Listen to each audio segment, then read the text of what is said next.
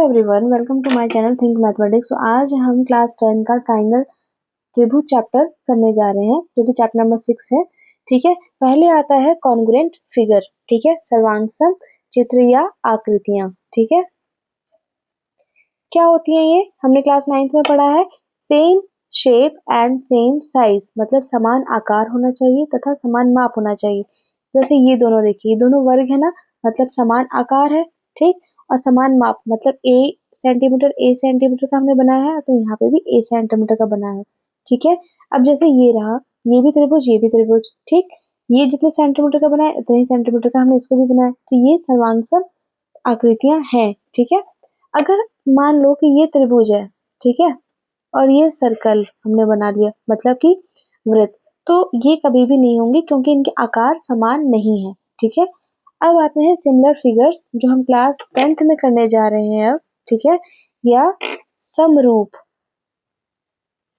समरूप आकृतियां, इसे हम कहेंगे हिंदी में समरूप आकृतियां। इसमें थोड़ा सा चेंज है।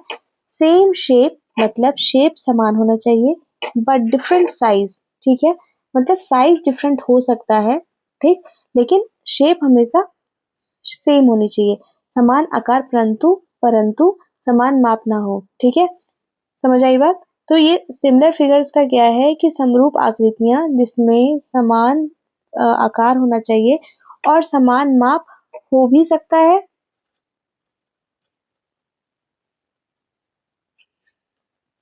और नहीं भी। ठीक है, कोई जरूरी नहीं है कि समान माप हो। ठीक है, चलिए अब कुछ हम नोट करते हैं। नोट पॉइंट्स क्या है? सभी सर्वांगसम आकृतियां समरूप होती हैं, परंतु सभी समरूप आकृतियां सर्वांगसम नहीं होती। All congruent figures are similar, but all similar figures are not congruent. अब जैसे कि ये देखो, ये मैंने ट्राइंगल बनाया, ठीक है, और यहाँ पे भी मैंने एक ट्राइंगल बना लिया। ठीक, अब ये 2 सेंटीमीटर के हैं, तो ये और ये भी 2 सेंटीमीटर के हैं, ये टोटली। तो अब ये दोनों कॉन्ग्रुएंट है। ठीक है, क्योंकि same shape and same size. ठीक है, ये दोनों है, इसीलिए हमारी ये कॉन्ग्रुएंट है। ठीक है, अब यही चीज हम ये बोले कि ये समरूप है या सिमिलर फिगर्स है कि नहीं, तो इसका सेम शेप तो है ना, ठीक है, एंड सेम साइज हो भी सकता है, नहीं भी हो सकता है, तो इसमें है, तो ये आपका सिमिलर भी है और कॉन्ग्रुएंट भी है। मतलब ये कि जो फिगर सर्वांगसम या कॉन्ग्रुएंट होते हैं वो सिमिलर और या फिर समरूप भी होते हैं। ठीक है, लेकिन जो जैसे कि एक ट्राइंगल ले लिया इतना सा और एक ट्राइंगल ले लिया इतना सा, ठीक है, ये 2 2 2 के हैं, ये 4 4 4 के हैं, सेम आकृतियां हैं, सेम शेप, बट इनके जो साइज हैं, ठीक है, वो सेम नहीं है। तो ये सिमिलर फिगर्स तो हैं, लेकिन कॉन्ग्रुएंट नहीं है। समझ आई बात? कॉन्ग्रुएंट के लिए साइज भी सेम होना चाहिए। दो बहुभुज समरूप तब होते हैं जब उनके संगत कोण बराबर हो, करस्पॉन्डिंग एंगल्स आर इक्वल, सभी संगत भुजाएं एक ही अनुपात में हो, corresponding sides are same in the ratio. जैसे ये एंगल जितना है उतना ही एंगल ये होगा, ये एंगल जितना है उतना ही एंगल ये होगा। ठीक है, और ये एंगल जितना है उतना ही इसको भी होना होगा, मतलब करस्पॉन्डिंग एंगल्स आर इक्वल। इसके साथ वाला ये, इसके साथ वाला ये और इसके साथ वाला ये, इनको इक्वल होना जरूरी है। और कह रहे corresponding sides are in same ratio, मतलब अगर ये 2 है ये तो 4, तो अगर यहाँ पर 3 होता तो उसको 6 होना होता। ठीक है, अगर यहाँ 5 है तो उसको 10 होना, मतलब रेशियो उनका सेम होना चाहिए। जैसे 2/4, ठीक है, 3/6 और 5/10, सबका 1/2 रेशियो आ रहा है, तो उनका रेशियो सेम होना चाहिए। ठीक है, अब सिमिलैरिटी ऑफ ट्राइंगल, त्रिभुजों की समरूपता। ठीक है, अब तक हम फिगर्स को ले रहे थे, कोई सा भी ले रहे थे शेप, लेकिन हम त्रिभुज के बारे में बात करेंगे। Two triangles are similar if their corresponding angles are equal and their corresponding sides are in the same ratio. उनके संगत कोण बराबर हो, जैसे अभी बताया। ठीक है, ये कोण इसके बराबर, ये इसके बराबर और ये वाला इसके बराबर, ठीक है। Corresponding angles are equal and their corresponding sides are in the same ratio. उनकी संगत भुजाएं एक ही अनुपात में हो, जैसे ये 2 तो ये 4, ये 5 तो ये 10, ये 6 तो 12। तो 2/4 करोगे तो भी क्या आएगा 1/2, 5/10 करोगे तो भी क्या आएगा 1/2, 6/12 करोगे तो भी क्या आएगा 1/2। मतलब इनके अनुपात जो है वो समान है, ठीक है। चलिए अब जो है हमारे पास आधारभूत समानुपातिकता प्रमेय, ये प्रमेय जो है बेटा मोस्ट इंपॉर्टेंट है, 5 मार्क्स में ये अक्सर पूछा जाता है।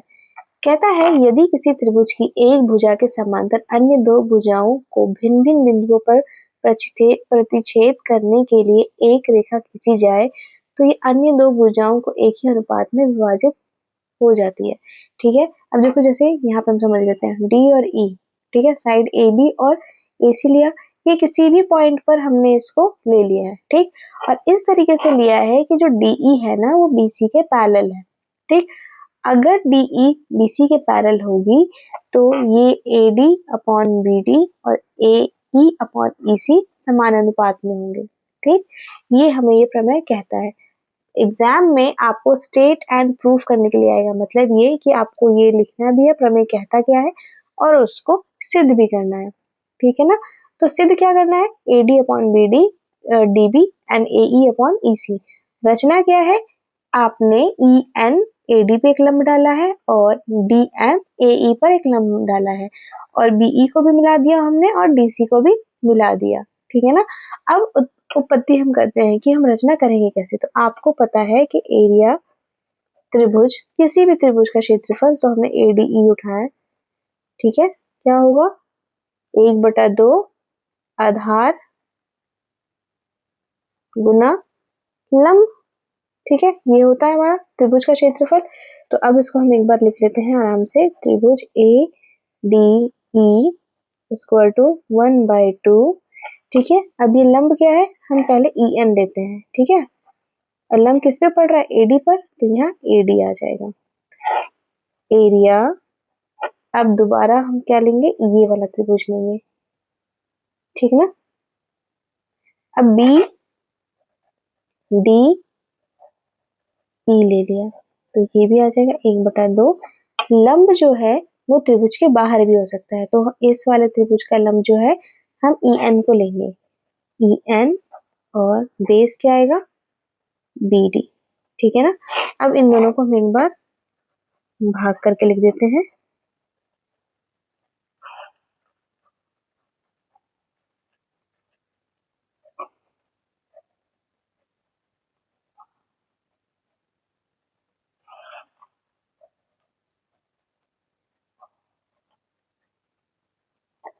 अब इससे ये कट गया, इससे ये कट गया, तो बचा A D upon B D. अब उसी प्रकार, ठीक है, दोबारा से लेंगे एरिया त्रिभुज ए डी ई, ठीक है, 1/2। अब यहाँ आपको देखने की जरूरत है, दोबारा हमने ए डी ई लिया है, तो अब हमें दूसरा लंब लेंगे डीएम। तो डीएम लिया तो इसका आधार क्या हो जाएगा एई, और अगर ये त्रिभुज लेंगे तो इसका लंब डीएम ही लेंगे और आधार हो जाएगा ईसी, ठीक है। तो चलिए यहाँ पर हमने लिया डीएम और डीएम किस पे था, एई पे था, ठीक है। तो एक साथ ही ले लेते हैं इसको, एरिया त्रिभुज बी ई सी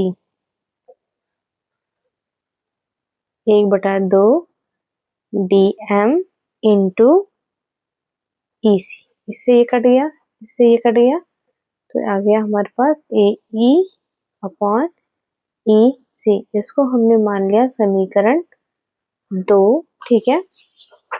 इसे हमने माना समीकरण 1, ठीक। अब ध्यान से देखना, इसको हम समझते हैं। यहाँ पर दो त्रिभुज है हमारे पास, जिसको रेड से कर रही हूँ आप उस पर फोकस करना है। एक ये त्रिभुज हमने लिया और एक ये त्रिभुज लिया, जहां जहां रेड पेन जा रहा है वहां पे आपको फोकस करना है। ये दो त्रिभुज है और किस पर बना है, एक इसी वाले त्रिभुज पर बना हुआ ना, समान आधार, और डीई समांतर है बीसी पर, तो समांतर रेखा, दो समांतर रेखा और समान आधार के ऊपर दो त्रिभुज बनी हुई है। अगर कोई दो त्रिभुज समान आधार पर समांतर रेखाओं के बीच बनी होती है तो उसका क्षेत्रफल जो होता है वो क्या होता है, बराबर होता है। ठीक है, तो एरिया BDE और एरिया TCE दोनों क्या है, बराबर है। ठीक है, तो यहाँ हम लिखेंगे एरिया त्रिभुज BDE बराबर एरिया त्रिभुज DCE। ठीक है, क्या लिखोगे, समान आधार तथा समांतर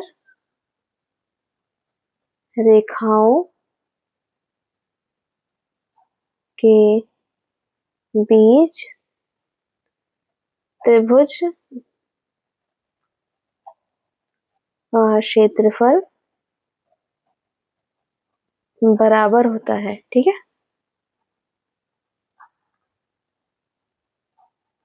इसका हमने रीजन लिखा, इसको मान लेंगे इक्वेशन थर्ड।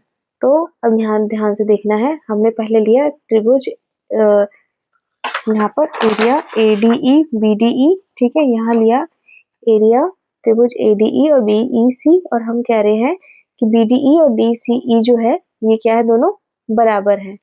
ठीक है ना, यहाँ पर है हमारा ये वाला त्रिभुज और ये वाला। ठीक है,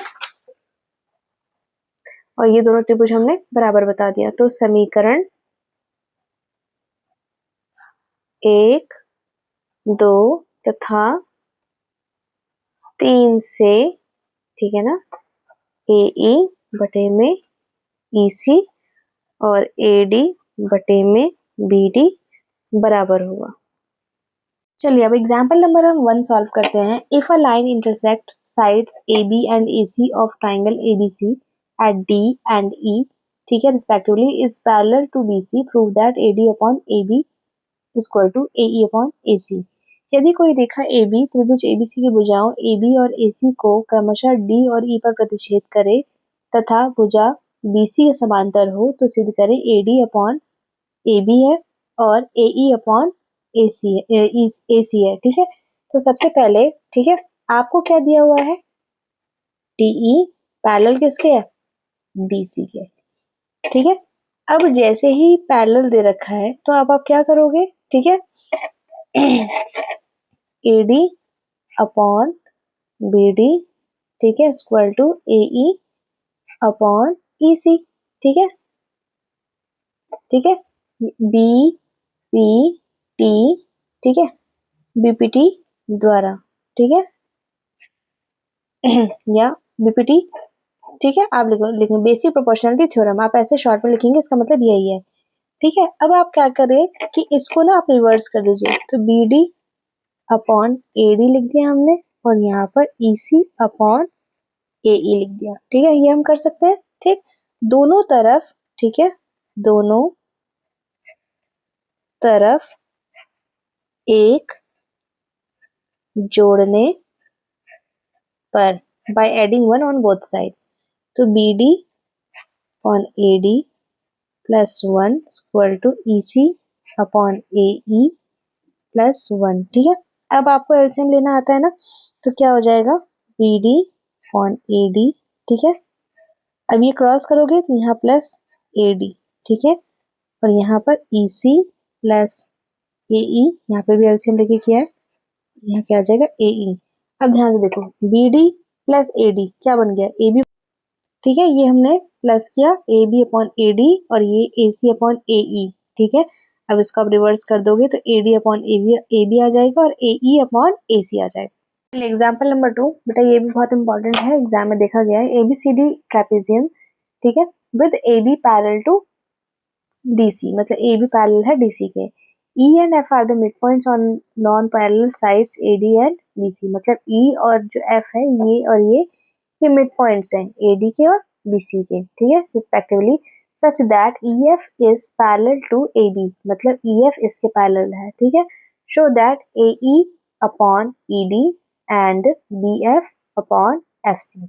ABCD एक समलंब है जिसमें AB पैरेलल CD है।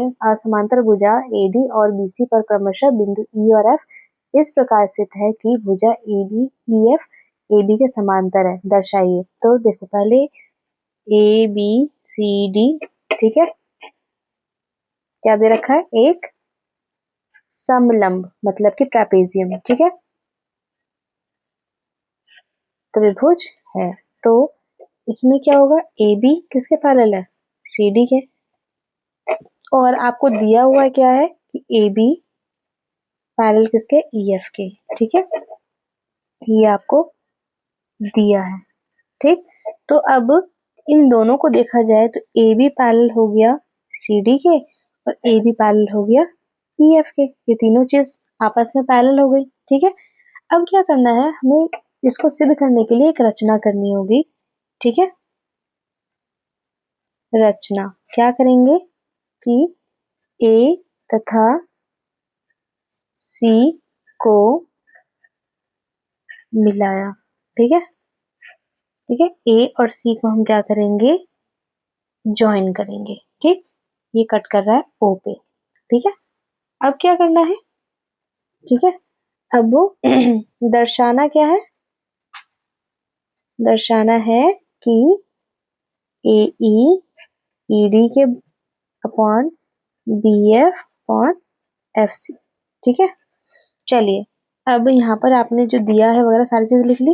अब क्या करते हैं, त्रिभुज ADC में, त्रिभुज ADC में क्या है, अब देखो ये अगर पैरेलल है, ये पूरा का पूरा इसके पैरेलल है, तो ये इसका आधा भी पैरेलल होगा, मतलब थोड़ा पार्ट भी तो पैरेलल होगा ना, अगर बड़ी चीज पैरेलल है तो छोटी भी चीज पैरेलल ही होती है, ठीक। तो त्रिभुज ADC में, ठीक है, EO पैरेलल किसके होगा, CD के, क्यों, क्योंकि EF पहले से ही पैरेलल दे रखा था CD के, ठीक है। अब ये इसके पैरेलल है, ठीक, E तथा F AD और BC के मध्य बिंदु है, ठीक है, ठीक। तो हम इसको लिख सकते हैं AE अपॉन ED बराबर AO अपॉन OC, ठीक है, ये समीकरण 1, ठीक है। चलिए अब त्रिभुज ABC में देखते हैं, ठीक है। त्रिभुज ABC में OF समांतर किसके आ जाएगा, AB के ले लेंगे क्योंकि उसमें हमें लेना है, ठीक। अब समांतर है तो अब आप क्या लिख सकते हो इसको, AO upon OC BF upon FC, ठीक है। BPT प्रमेय द्वारा ये आपको लिखना है हर बार, ठीक है। आप यहाँ पे भी लिखेंगे BPT प्रमेय द्वारा, अगर आप नहीं लिखेंगे आपके आधे नंबर डिडक्ट हो जाएंगे, ठीक है। अब जब हमने बीपीटी प्रमेय द्वारा लिख दिया, ठीक है, ये समीकरण 2, ठीक है। समीकरण 1 तथा 2 से, चलिए मैं यहाँ पर समीकरण 1 लिख देती हूँ। एक था हमारे पास AE अपॉन ED, ये किसके बराबर था, AO अपॉन OC के। अब AO अपॉन OC किसके बराबर है, BF अपॉन FC के। इसका मतलब ये हुआ कि AE अपॉन ED बराबर है BF अपॉन FC के, यही आपको दर्शाना था, ठीक है। चलिए चलिए ये जो आपको आकृति दे रखी है ना क्वेश्चन नंबर 3 की, तो PS अपॉन SQ बराबर PT अपॉन TR दिया हुआ है आपको, ठीक है। और एंगल PST बराबर है PRQ के, PST बराबर है PRQ के, ये दोनों एंगल बराबर है। Prove that PQR is an isosceles triangle, ठीक है। आकृति में आपको दिया हुआ है ये एंगल भी बराबर है। सिद्ध कीजिए कि त्रिभुज PQR जो है एक समद्विबाहु त्रिभुज है, ठीक है। पहले जो दिया है हम वो लिख लेते हैं, ठीक है। दिया क्या क्या है, PS अपॉन SQ बराबर PT अपॉन TR, देखो PS upon SQ PT upon TR ये दोनों प्रोपोर्शन में है ना, ठीक है। तो क्या होता है कि ST जो होगा वो समांतर हो जाएगा QR के, ठीक है। देखो हम थेल्स प्रमेय कह रहा था कि ये और ये समांतर होंगे, ठीक, तो क्या होगा कि ये जो भुजाएं हैं वो समानुपात हो जाएंगी, ठीक है, प्रोपोर्शन में आ जाएंगी। अब ये जो चीज दे रखी है आपको पहले से प्रोपोर्शन में है, तो ये जो भुजा है दोनों, ठीक है, ये दोनों साइड्स पैरेलल हो जाएंगी। तो ये हो गया। आप क्या लिखेंगे? कन्वर्स ऑफ बीपीटी थ्योरम, ठीक है, ठीक है।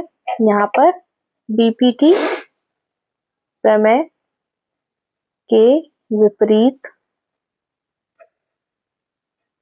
द्वारा, ठीक है। हिंदी में आप ये लिखेंगे, इंग्लिश में आप ये लिखेंगे, कन्वर्स और बीपीटी थ्योरम और के प्रमेय के विपरीत द्वारा, ठीक है। ये आपको पैरेलल मिल गया ST/QR। अब ये पैरेलल है, ठीक, तो अब ये वाला एंगल और ये QR एंगल दोनों इक्वल हो जाएंगे। रीजन, एंगल PST बराबर एंगल PQR, ये दोनों एंगल बराबर हो जाएंगे। रीजन हम लिखेंगे संगत कोण, ठीक है, इंग्लिश में इसको बोलते हैं करस्पॉन्डिंग एंगल, ठीक है। हिंदी मीडियम वाले हिंदी देख लेंगे, इंग्लिश वाले इंग्लिश देख लेंगे, ठीक है। करस्पॉन्डिंग एंगल, ये आप इसको इक्वेशन 1 मान लो। अब दो एंगल बराबर भी हमें दिए हुए थे, तो PST किसके इक्वल है? एंगल PRQ के, ठीक है। अब ध्यान से देखो, ये इक्वेशन 2, लेकिन ये दिया है। समीकरण 1 तथा 2 से, ठीक है। अब देखो, एंगल PST बराबर किसके है? PQR के, ये समीकरण 1 में। और समीकरण 2 में PST किसके बराबर है? PRQ के। मतलब एंगल PQR बराबर किसके है? PRQ के। मतलब ये एंगल और ये एंगल आपस में बराबर हो गए, ठीक है। अगर ये दोनों एंगल बराबर है तो PQ और PR भी बराबर होंगे, ठीक है। Angle opposite to the equal sides are equal. एक तो ये होता है angle opposite to the equal sides are equal, ठीक है। और दूसरा हम इसको ऐसे भी लिख सकते हैं, sides opposite to the equal angles are equal, ठीक है। आपको एंगल्स इक्वल दे रखे हैं तो ये साइड्स बराबर होंगे, मतलब ये वाला कंडीशन हम लगा सकते हैं, side opposite to the equal angles are equal. अब ये दोनों साइड भी इक्वल है, ये दोनों एंगल भी इक्वल है, इसका मतलब क्या हुआ? जो त्रिभुज या ट्रायंगल PQR जो है वो आइसोसेलेस या समद्विबाहु त्रिभुज है, ठीक है।